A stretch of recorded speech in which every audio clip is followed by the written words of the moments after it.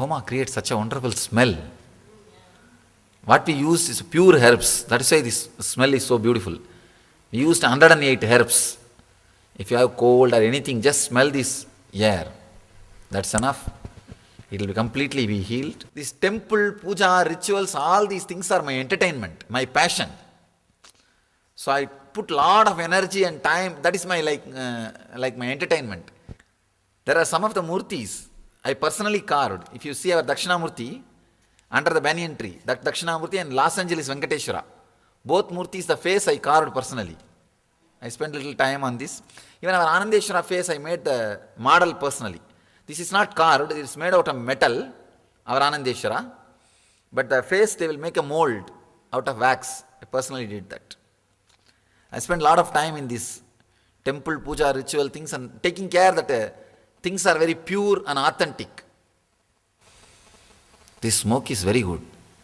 I have always seen, whenever there is some breathing difficulty or the cold or this kind of problems, just go and sit in the homa. You will be completely healed. Your whole lungs will become clean. You feel as if you can take more oxygen now.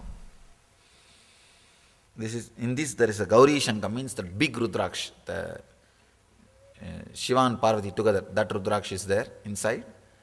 And there are one or two traditional things which will be kept, a small Shivalinga like that. These are Rudrakshas, which was materialized and given to me by a great yogi. If you see my biography, you will see Raghupati Yogi. He materialized and gave. It was 108 Rudrakshas. We have another one part is there.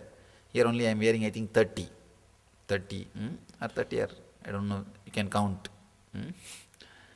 So this Rudraksha is a witness for my tapas and enlightenment when wandering. This was the one mala travelled with me throughout my wandering. Many times I have given away many things, but this has never left my body. It was there. So it's a witness for tapas. That's why. Swamiji, Swamiji, what is the significance of the number 108? See, in the Shiva Sutras, there are 108 meditation techniques. So it's like 108. I don't know exact what is the significance, but in all the traditional literature, the techniques, method, everything will be 108. So maybe the first book, Shiva Sutra, opens 108 doors for your enlightenment. 112 sutra and 108 technique. So from that, the 108 has become an auspicious number. And there are some more significance I found, like the distance between sun and the moon and distance between the earth and the moon. These are all 108 multiples of 108. So it's very coincidence. I was going to say, even the Catholic religion, the rosary is 54, which is half of 108. Also, you had mentioned that you were going to dispel some of our folk beliefs of enlightenment. Some of folk ideas. Of enlightenment. Whenever I am talking, I will talk.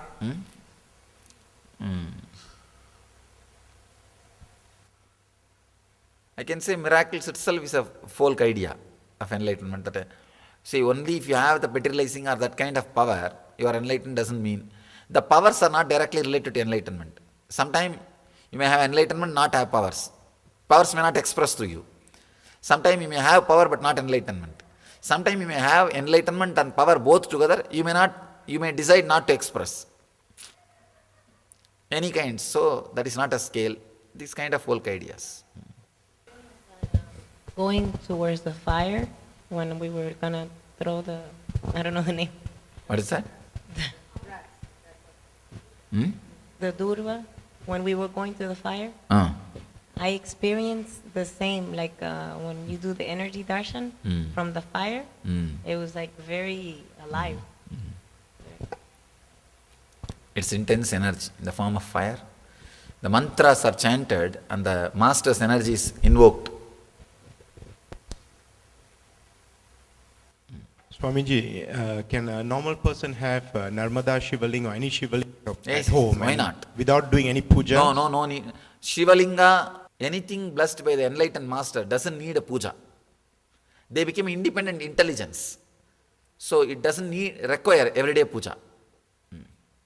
Thank you, Swamiji.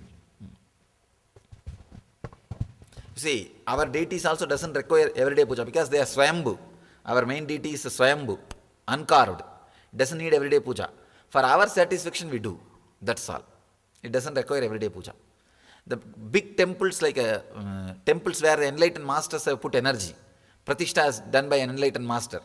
Like Arunachala and Palani, Tirupati and Madurai. These are all the places enlightened masters have did the prana pratishtha. So those temples doesn't need puja. It is done out of respect and devotion. Even if you don't do puja, the energy will continue to radiate. All these temples, many times the puja got disturbed because of the Muslim invasion and all these, there are many records, the Venkateshwara Utsava Murti was taken away somewhere and kept preserved somewhere. Oh, Srirangam was brought. Came to Tirupati, yes. So many times like this the invasion happens, puja gets stopped, but that doesn't mean the presence or the energy comes down. The Swayambhu Murtis are the energy installed by an enlightened master. Those temples doesn't need puja. It just radiates. Maybe for our respect's sake, we do puja, that's all. Our devotion and all those things. So Manalingam is a Swayambhu Lingam. The Narmada Shivalinga is a Swayambhu. It's uncarved, you know that? It rolls in the river and gets molded. That and Kantaki Salagrama, that also doesn't need puja. You don't need to do puja. My dream state and waking state. Slip back and forth when I sit. I slip into a daydream, sometime based on what we are doing. Someone handed me tea and I physically reached for it. I did not take it because I don't like tea. You are in the right zone. Relax. Are you enjoying it? That's enough. Swamiji, what is the significance of the linga that is coming up here? This Shivalinga. The big one. Not there, this side. Okay. It is actually made out of Navapashana. The 1008 herbs. See, there is a temple in Tamil Nadu, Palani. Any of you visited the temple? That deity is made out of Navapashana, 1008 herbs. So any water or milk poured on the deity becomes a medicine to heal. So with the same medicine, same combination, we made this. I can say, this is made, if the water is poured on that Shivalinga, it will get filled in the tank. If people take bath, the skin diseases will be healed. This is made specially for taking bath. Especially skin diseases will be healed immediately. The hill itself is considered as Shiva. So it's embodiment of Shiva. So you go around that to pay the respect. When we go back, is there any auspicious occasion day I can perform Guru Puja on my own? Whenever you feel auspicious, and that set is for all of you. Please, you take it. It's yours. That set is yours, and they took it back just to wash it. They'll wash it and keep it here. Every day you can take, and whenever you feel like, you can do. Not only here, you can take it back. Whenever you feel like, do it. But don't do when you don't feel. Don't make it ritual. Don't make it ritual. Whenever you feel that you are really feeling like doing it, do it. Actually, it can be done as a technique. When you sit and do, in the end you will feel that you are in a different space, but don't do as a ritual. Not only Mayan calendar here, Right. even in Bhagavatam. Bhagavatam's description, 2012 is marked. Even Agastya's Nadi, 2012 is pointed. Right. Everything points 2012. Okay. And the They are all working. Right. And the significance is, will there be any form of calamities? Or? No. I don't see calamity. I see suddenly a big conscious breakthrough. The many countries will be ruled by an enlightened people or people who are seekers. Right. Suddenly the race will start happening. The conscious race. And more people will start seeking. The more and more people will gather towards the more of this juice will become part of life. It will become a mainstream. See, this enlightenment, seeking, spirituality, all these things are now only, it's not mainstream, like a movie, Right. like a movie industry. This will become a mainstream. That thing. Right. Now only the religions which are talking non-violence and the traditions which are accepting many gods or all gods are going to survive. All right. Let us start. Understand now. A simple key. Unclutch from your breathing. Understand? First what we did is Annamaya Kosha, physically unclutching. Now unclutch from your breathing. When the air is going in, don't think you are inhaling or air is being filled in you, exhaling is happening. Don't remember any of that things. Just unclutch. Whatever air movements is happening, let it happen. If it does not happen, if it slows down, if it stops, if it completely stops, don't bother, don't worry, you will never die. You are not holding the nose. Don't hold. A subtle way, the prana movement will happen because of the innate intelligence. You neither involve in inhaling or exhaling or holding. Don't involve yourself in the breathing process. Just unclutch. Whenever the intention to breathe starts in you, please understand, naturally when you unclutch, the intention to breathe will start. Whenever anything comes, just unclutch. Don't suppress. Don't hold. Don't hold forcibly, but unclutch from that intention. When any process happens, even while you are unclutching, suddenly you may breathe, inhale or exhale or anything. Unclutch. Unclutch. Continuously unclutch. Any doubt? See, when you are inhaling, there will be a subtle intention to do that inhaling. Unclutch from that intention. That will, whether it takes place or not, you don't be afraid. You don't bother. Surely you will not die. You are not going to hold the nose. Don't hold the nose. But intention, unclutch from it. Then you will suddenly see the breathing pattern changes. Sometimes it may become strong or slow or mild, whatever it is. Just unclutch. Just unclutch.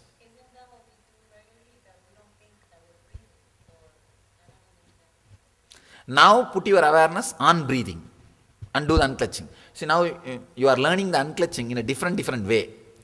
This whole 2 days you are going to only learn unclutching, nothing else. Only learning unclutching. Even if it looks like a chanting, okay. But don't do it like a chanting. Because once you say unclutch, there will be gap. Awareness. Chanting means continuously doing without giving gap. Here, there will be enough gap. Sometimes the gap will be too much also.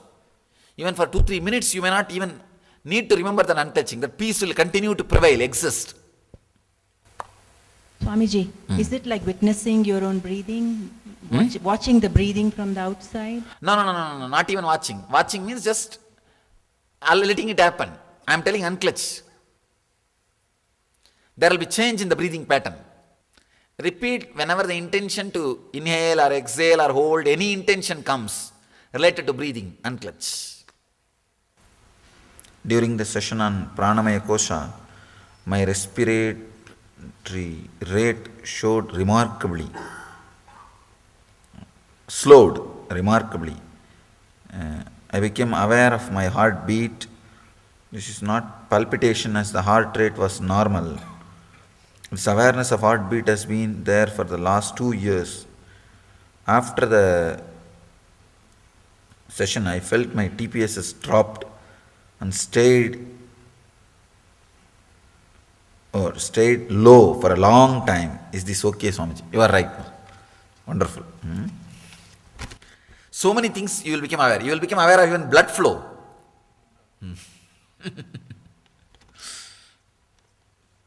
When you become aware, everything starts getting balanced. And to begin with, I was getting sleepy, as if entering the dream state. Then something happened. With either my breath was stopping or the breath pattern had a sudden change. As a result, it was elevating my awareness. Who? Can unclutching from the breath take you straight into bliss? Yes. Stephen, you are right. How can one come out of the sleepiness when meditating? Just unclutch from the idea that you are having sleep. If you fall asleep by unclutching, it's okay, nothing wrong. Unclutching is the key. After the animal meditation, it's not animal meditation, Mriga Sarira Vasa.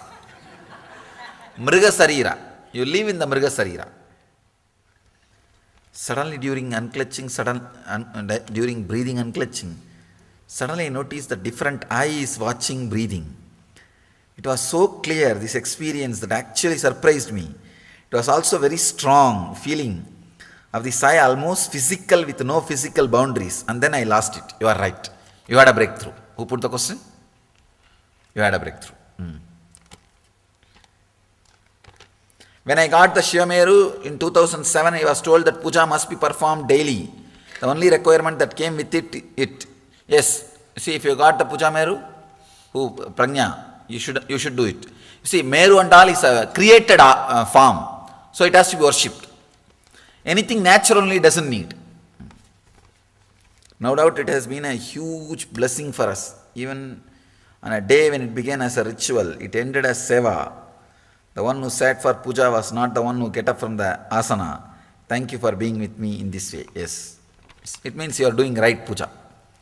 Thank you from my heart for the Pujacharya training. It has created such a transformation in me and has become such a blissful passion for me to offer seva in the temple. It's flooding over into daily life with unclutching spontaneity, etc. I'll speak few words about the Kumbh Mela happening in 2009. Oh God. We will all go. Whoever wants can join. That's all. It is going to be in Haridwar. It is going to be in Haridwar. See, it's like an Olympic race. The skull of Kapila, the first person who started thinking in the planet Earth. He is the first philosopher, Sankhya philosopher. Maybe I can say 25,000 year old. His skull is preserved in a kumbha, in a golden pot. And that will be handed, 3 years they will walk from one place to other place, that group will walk. And it will hand over that skull. For example, now we had a Kumbh Mela in Allahabad. From Allahabad they will start walking. They started walking actually. Now it takes 3 years for them to reach Haridwar. They will reach Haridwar 2009 and hand over that kumbh, that pot, to the in charge in the Haridwar. They will take that pot and put it in that water for 21 days. Totally, in Allahabad it will be 48 days, I think, 48 days. In Haridwar they use 21 days. And that during the 21 days people will take bath. That whole water is sacred. After that Kumbh Mela, again that kumbh will be taken out. And they will start walking. It will go to Nasik. So 4 places are there. I think one more is Prayag, Ujjain, Nasik, Haridwar. 3 years. 3 years they walk. And they will have Kumbh Mela. So once in 12 years, they will have all 4 Kumbh Mela. This is the basis of Kumbh Mela. Nirvani Akada owns that kumbh, that golden pot, which carries the skull of Kapil Muni. Kapil Muni is owned by the Mahanirvani Akada, means our Akada. We belong to Mahanirvani Akada. And there is a lot of arrangements, organized, and politics, everything is there. And the Mahanirvani Akada, the people who are in headquarters, Haridwar is supposed to be headquarters. There is a 5 city, Haridwar, Rishikesh, Kulu Manali, Uttaragasi, Gangotri. The 5 cities are there. These 5 cities, it's called Panchapuri. Panchapuri, in that 5 cities we have more than 100,000 registered ashrams. Huge ashrams. Not small one. Huge ashrams where every day rituals goes on, the teaching goes on, where all the spiritual activities are going on. 100,000 are there. They think that they are the headquarters. So anybody outside that 5 city, they are all given only secondary level respect. So they are the headquarters people. Yeah, next Kumbh Mela is going to be in headquarters, so naturally it will be attracting too big crowd, and we will also be participating. After all, we belong to Nirvani Akada. See, there are different levels: Nirvani, Niranjani, Juna, Nirvani means our tradition. We can wear clothes only when we come out for teaching and preaching. If we are away in the forest, we are not supposed to wear cloth. Niranjani can wear just lion cloth.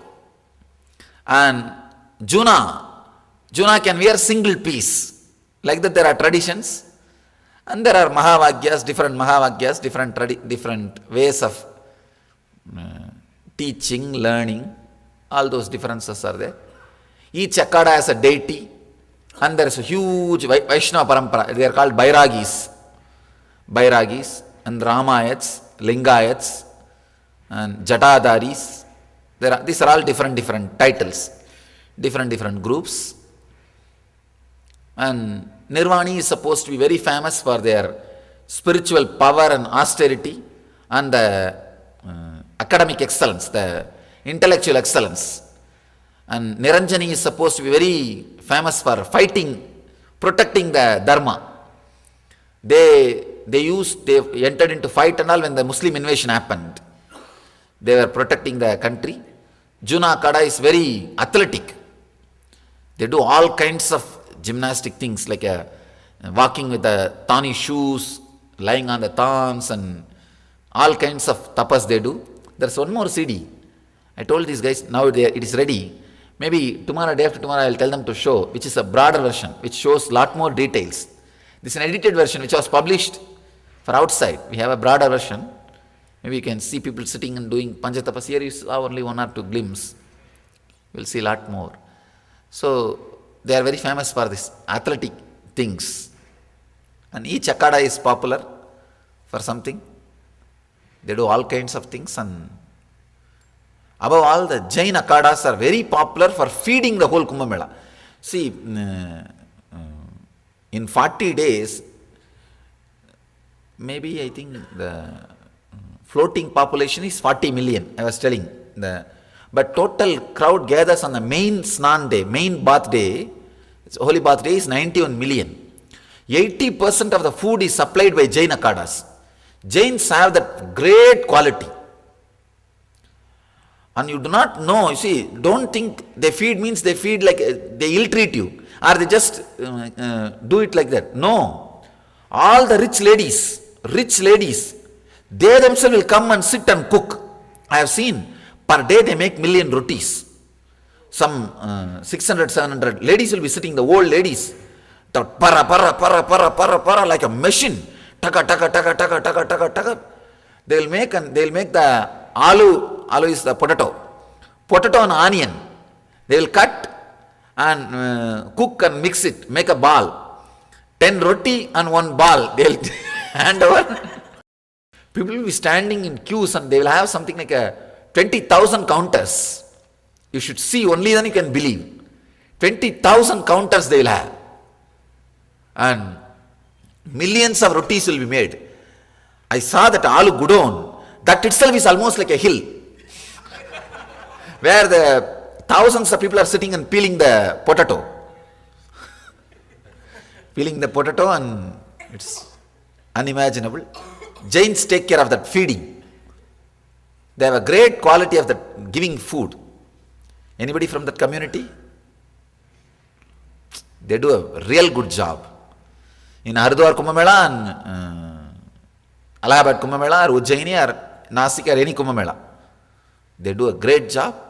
You will be surprised that 90 million people gather, no restaurant. That whole Kumbh Ghat, no restaurant. And even inside the city, all restaurants will be closed.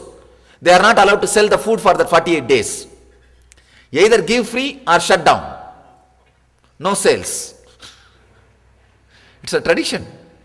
See the power and strength of this tradition. This country, the whole country is dedicated for Jivan Mukti. Nothing else happens here. That's why nothing happens except Jivan Mukti.